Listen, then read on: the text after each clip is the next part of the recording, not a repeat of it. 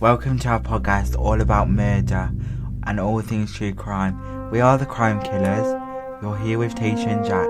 Listen with caution. The podcast started us talking about John-Wayne Gacy's childhood and what happened to him to make him kill 33 people. We will go into more detail on his life and the various reasons of him killing growing up that led to him being found out, and some of the reasons he killed those 33 people. We will talk about his jobs, his family life, and why he got a divorce. Bring up his investigation and what happened during this time. Talk about all the trial. We will also talk about the 7 victims. Gacy regularly performed at children's hospitals or charitable events such as Pogo the Clown or Patches the Clown. John-Wayne Gacy was in a club called Jolly Joker, and in this group he would dress up in clown costumes and do makeup to look like the clown. He had alter egos. To this day, 5 of John-Wayne Gacy's victims remain. He requested 12 fried shrimp, a bucket of original recipe KFC, French fries and a pound of strawberries. According to reports, his last words before passing away were "kiss my ass." His father also belittled him, calling him dumb and stupid and comparing him unfavourably to his sisters. David Cram, who had worked for Gacy's construction business, revealed during the trial that some of the boys and young men who had worked with Gacy had been the ones to dig the graves in the crawl space. They also believed that they were digging drainage trenches. John-Wayne Gacy was an American serial killer and sex offender who raped, tortured and murdered at least 33 young men and boys. As we know, Gacy regularly performed at children's hospitals and charitable events. He was born on the 17th of March 1942 in Chicago, Illinois, United States.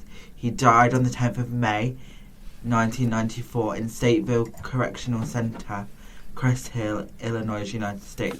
His children were Michael Gacy and Christine Gacy. He married Marilyn Myers in 1964 to 1969 and then remarried Carol Hoff in 1972 to 1976.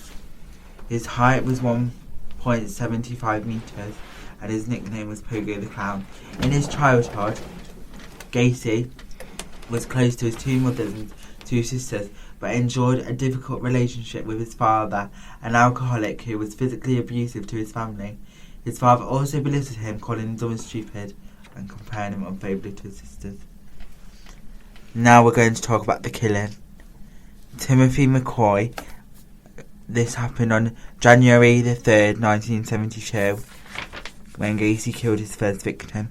Gacy's first murder occurred on January 3rd, 1972. According to Gacy's later account, following a family dinner party on the evening of January 2nd, he decided to drive to the Civic Centre in the Loop to view a display of ice sculptures in the early hours of the following morning.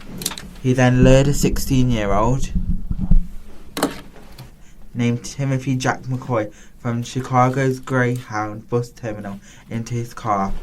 McCoy was returning from a family vacation in Michigan to his father's home in Omaha, Nebraska. Gacy took McCoy on a sightseeing tour of Chicago, then drove him to his home with promise that he could spend the night and be driven back to the station in time to catch his bus. Prior to McCoy's identification, he was simply known as the Greyhound busboy. Gacy claimed he woke early the following morning to find McCoy standing in his bedroom doorway with a kitchen knife in his hand.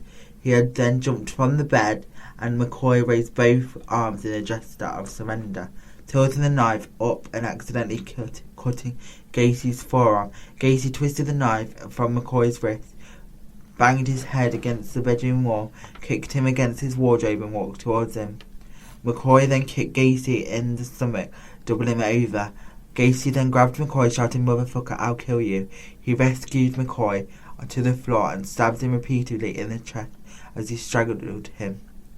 As McCoy lay dying, Gacy claimed he washed the knife in the bathroom, then went to his kitchen and saw an open carton of eggs and a slab of unsliced bacon on the table. McCoy had also set the table up for 2. He had walked into Gacy's room to wake him wake him while absent-mindedly carrying the kitchen knife in his hand. Gacy buried McCoy in the crawl space and later covered his grave with a layer of concrete. In an interview several years after his arrest, Gacy said that immediately after killing McCoy, he felt totally drained, yet noticed that he had stabbed McCoy and listened to gurgulations and gasping for air, that he had experienced a mind-tumbling orgasm. He added, "That's when I realised death was the ultimate thrill." Unidentified victim. The victim was located in the southeast corner of the mass grave site in the crawl space of Gacy's home at 3:45 on December 29th and 1978. The descent was a buried face downwards in a crawl space approximately 2 feet 7 inches beneath the surface on top of the soil. The victim was not completely nude. The materials described as cough-like was discovered lodged in his mouth, most likely causing him to die of suffocation. The victim was most likely killed between June 13th and August 6th in 1976, based on Gacy's history. Body 26 was likely lured to the home or abducted after it encountered the serial killer at an unknown location with the city of Chicago. Each victim was tortured and sexually assaulted. The victims.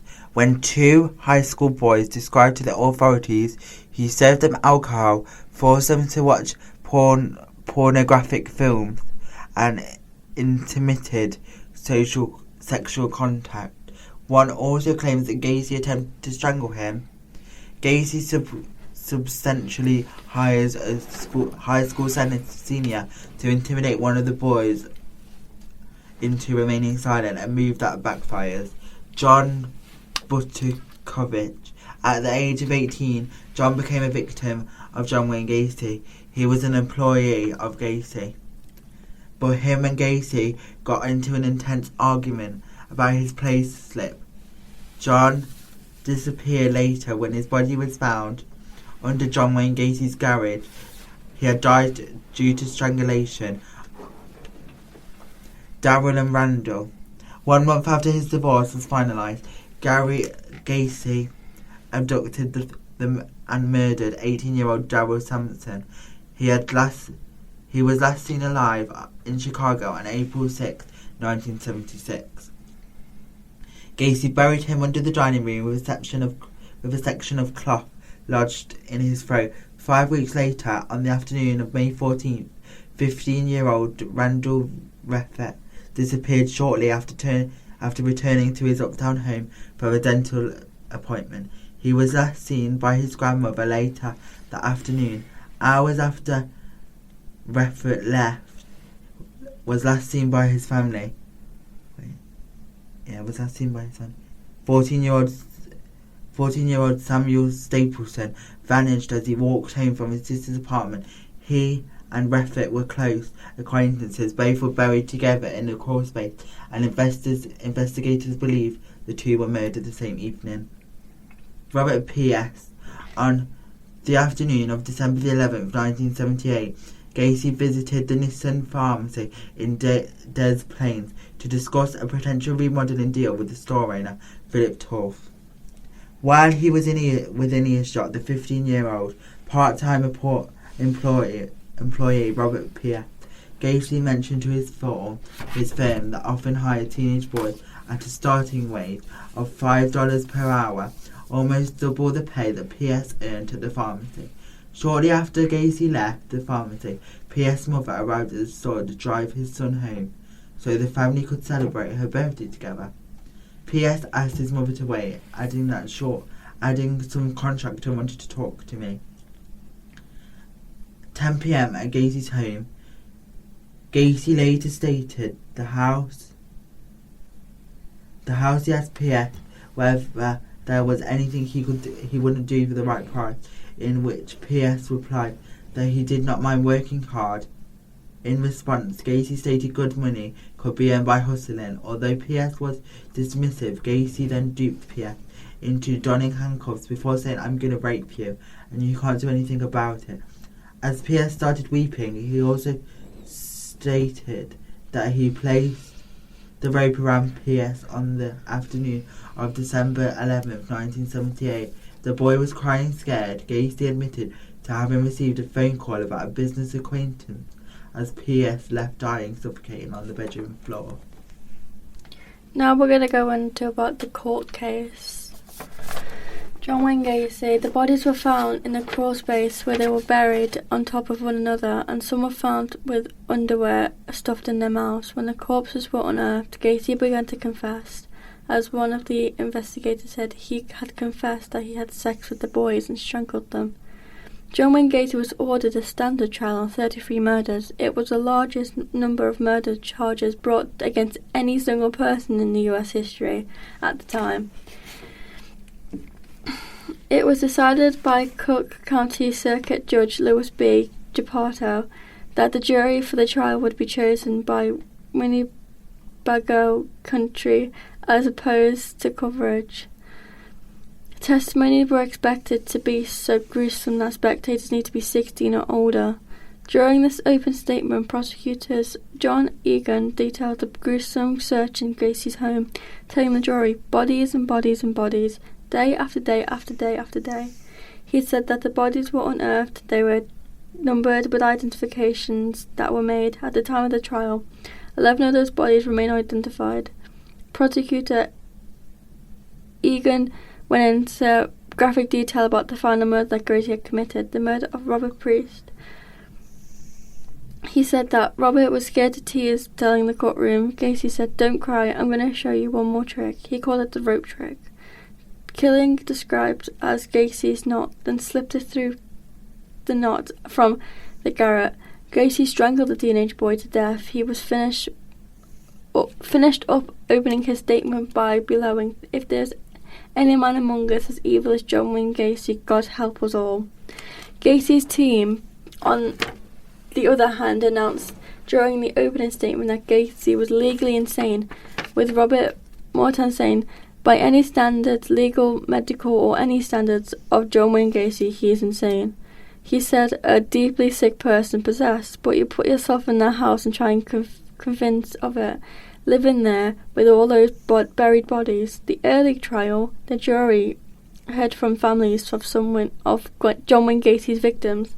They spoke the last time they saw their sons. A number of them had met Gacy in the past. Some of the victims had previously worked for Gacy, and they attempt to counteract the insanity defense as they were asked about Gacy's mannerisms, and all came as a regular man. Beeson Stepton, who was 14-year-old Samuel, was found dead in Gacy's crawl space, testified on day 2 of the trial. When she was handed the bracelet she found on her son's skeleton and asked to identify it, she became overcome with emotion. She fainted. The trial needed to be momentarily halted. The prosecution presented the eyewitness testimony linked to Gacy and the disappearance of Robert. Testimony was presented by Philip Toff, who owned the drugstore where Robert worked. He told the courtroom that Robert had been working in the store that night he vanished. Gacy said that Gacy, who had remodeled the store years behind, came in and started talking about other projects Toff started. Gacy mentioned he looked like we had a new crew while staring at Robert. Then Gacy approached Robert, offering him to give him a high-paid construction job at his business and lured him back to his home. David Cram, who had worked at Gacy's construction business, revealed during the trial that some of the boys and young men who had worked with Gacy had been the ones to dig the grave in the crawl space. They believed that they were digging drainage trenches. Tony Antonui took the jury through the terrifying moment that Gacy tried the handcuff trick on him. The prosecution presented a pair of silver handcuffs and a 4-foot restraining board. As Tony said to the jury that he had been handcuffed by Gacy at home during a living room wrestling match, he had managed to overpower Gacy, get the handcuffs off, and place them on Gacy instead. Gacy allegedly told him, "You're the only one that only got out the handcuffs but put them on me." Some testimony focused on Gacy's confession. His best friend Ronald E. Rode told the courtroom that Gacy had cried as he told him he'd been a bad boy. "I've killed 30 people, give or take a few. There was also testimony from an investigator that Gacy told them that he had buried bodies all over the property. After all the prosecution evidence was presented, the defence presented their case.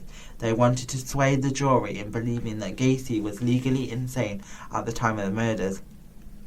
Gacy had repeatedly made references to multiple personalities and provided the groundwork for the defence. He had told the investigators that there were 4 Johns inside of him and said that one of them was named Jack, who committed the murders because he was homophobic. Prosecutors contended that the normality Gacy portrayed whilst out in public was evidence that he was legally sane. Defence attorneys, however, argued that he had a hidden side that compelled him to kill. The prosecution called Dr. Robert Reffman, who testified that Gacy had tried to pretend to him that he had multiple personalities in a bid to support the insanity defence. Psychiatrists hired the defence rebuffed this, was stating it was his belief that Gacy was severely mentally ill. According to Dr. Reffman, however, Gacy did not meet the legal test of insanity. Psychiatrists say that Gacy merely wanted to be famous. In an attempt to create a migrating factor, the defence also called on Gacy's mother, Marion Gacy, to portray a stark picture of family life for him growing up. She revealed that Gacy's father frequently beat him. She said that he was a mean drunk, and when he harmed Gacy, he never fought back because he loved his father. She also said that during high school, Gacy frequently passed out and was diagnosed with having epilepsy. During closing arguments, Prosecutor Egan said that when there was surveillance was being conducted, Gacy had commented to an investigator, "Clowns can get away with murder." He said that in a comment, and similar ones showed that Gacy knew the net was closing in on him and likened to be a rat trapped in a corner. Ultimately, the jury rejected the defence claims of insanity and deliberating for less than 2 hours. They found John-Wayne Gacy guilty of 33 murders, sexual assault and indecent liberties. 13th of March 1980. Death sentence as for Killer Gacy. Gacy was sentenced to death on 9th of May 1994. That sentence was carried out via lethal injection. His last words were "kiss my ass." To this day, 5 of John-Wayne Gacy's victims remain unidentified. So now you've heard all the information, Tasha, what do you think about the case? I think that he is insane because he's killed a bunch of teenagers and assaulted them for his own pleasure, and he's ruined a bunch of people's lives. Yeah, he must know that his actions are going to have a consequence, and you don't get away with that stuff for very long. Yeah. And the fact that he hid them kind of all in the same time and place, that was very strange. He wanted to get caught as well. How did no one smell the decaying bodies though? That's my main concern. There was 33 bodies buried and they were all just decaying at their own time. They must have been hid pretty well though, because he didn't obviously want to get found out yet. Yeah. And it's he knew what he was doing. It was kind of a psychological effect with his father being mean. He grew up in that broken childhood, and that could make him do things that are not necessarily right. I'm not saying that it was a right thing to do, because it clearly wasn't, and it's messed up a lot of people's lives. Yeah. But yeah, he was insane. Because the abused becomes the abuser. So it's kind of he's done this because of his childhood, but you can't blame his childhood completely because there's other factors of he was just doing it. He done it once and found pleasure from it, so kept on doing it. And it was more he loved doing it to the young ones because they were easier to manipulate, it sounded like. Yeah, and 2 wrongs obviously don't make a right, and the younger people would fight back less. Yeah. Because they probably won't have the mind and the determination and the strength as if you were like a bit older, you'd probably fight back more to save your life. Yeah. And it depends like how strong Gacy was and the tricks that he played, and it depends on whether you were able to obviously fight and do all that kind of thing. This was your first time hearing the case, so what was your like initial reaction to hearing what he has done? My initial reaction was like very shocked, because he had a job where he was essentially working around kids, and for him to be able to like go there and every day on a basis like think, I want to kill kids, because most of his victims were obviously quite young. Yeah. That's quite scary, because like that is someone on your doorstep that's probably catered for your kids at like an entertainment party. That's very scary. And you just found out he's killed someone. Because obviously you go to these parties and you trust the people that are doing the entertainment, and obviously you would like trust him because he was a clown. Yeah. And he probably like looked harmless as a clown, because with them being young kids you can't really scare them as much. Even being a clown, he was scary. But like, to be fair, I don't understand why you get the thrill of killing kids. Yeah, it's just like very disheartening. Yeah, and obviously people being next to him and living near him, like you don't know, you could have been like, people could have been next. Yeah. Like, it's very scary to think that if he hadn't have been caught, would he still have been doing it in like a while in case he wanted to get caught? Yeah, like how long would it took for him to be caught if he didn't get caught at that time? That's the scary thing. And now, like, obviously the case was a few years ago, so, well, a long time ago.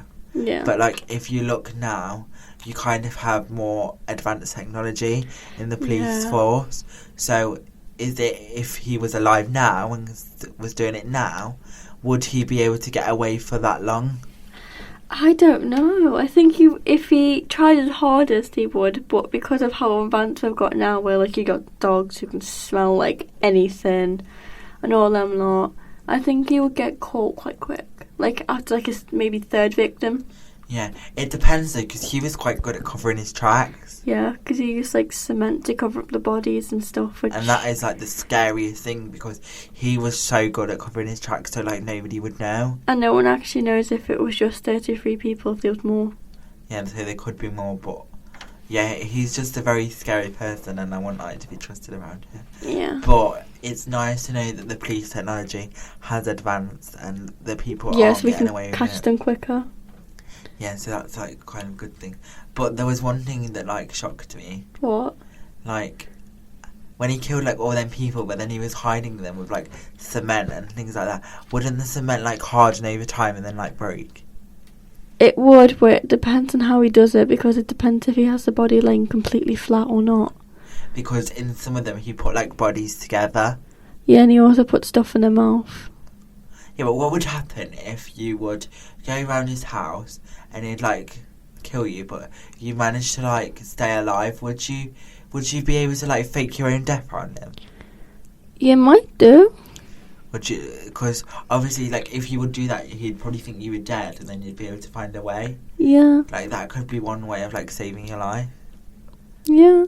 Because that's... Yeah, but then he'll bury you with cement, so you'll die anyway, because the cement's so heavy on your thing, you'll crack your ribs. Yeah. I mean, he obviously did die by lethal injection. Yeah. And he was on death row. But I feel like he should have died more sooner. Yeah, they left him for a few years. And if there was like a harsher punishment, he should have had the harsher punishment that he could get. Yeah, he should have got instant death. Because the things he did was absolutely vile. Yeah. And we hope that nobody obviously does that again. Yeah. But it's a mental effect, isn't it? It's like a mind game. It's like your brain wants to put someone else in harm because you've been in harm, because you think that's what's good and what's kind of thingy. It's like you want to get payback, essentially. Yes. On the bad things that happen to you. Yeah. And obviously, like, as I said earlier, two wrongs don't make a right. Yeah, they don't make a right. Two negative don't make a positive. Yeah, and I think he just wanted payback, and he wanted to feel like if he got payback, the world would be fine again. Yeah. And what happened to him as a child had happened to somebody else. Yeah. But I think the thrill got to him a lot more. It must have, because he killed 33 people. Than what he attended to, because if you really think about it, no serial killer intends to kill that many people. I think John-Wayne Gacy's still the most one who's killed. Yeah, serial killers shouldn't exist at all, but yeah, no serial killer would intend to kill that many people. Yeah. It's sad that it happened and all them victims lost their lives, and it is really sad that 5 of them remain unidentified to this day, so their families never got closure. Yeah, and some of their families are still alive and they still haven't got the closure they wanted because obviously they haven't been identified. That is sad, because how would you be able to go your whole life and it's like your son or your daughter getting killed and then you're not having closure? Yeah. That would be hard, because you'd know in the back of your mind that Gacy had probably killed your child, but then there also was a possibility that that might not have happened. Yeah. So it's like a ticking time bomb, but it is a shame that they would probably never get closure. It's so sad.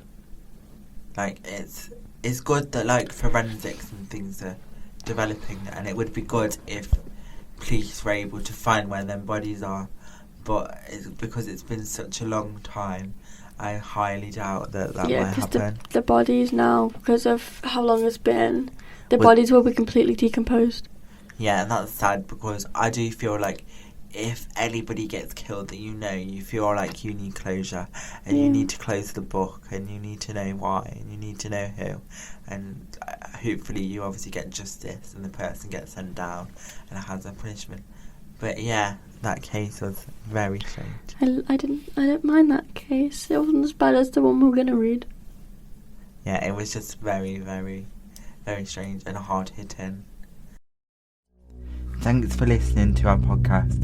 If you want to hear more, sub to our YouTube Crime Killers for more podcasts. The podcast is an NCM production and recorded in the PM studio.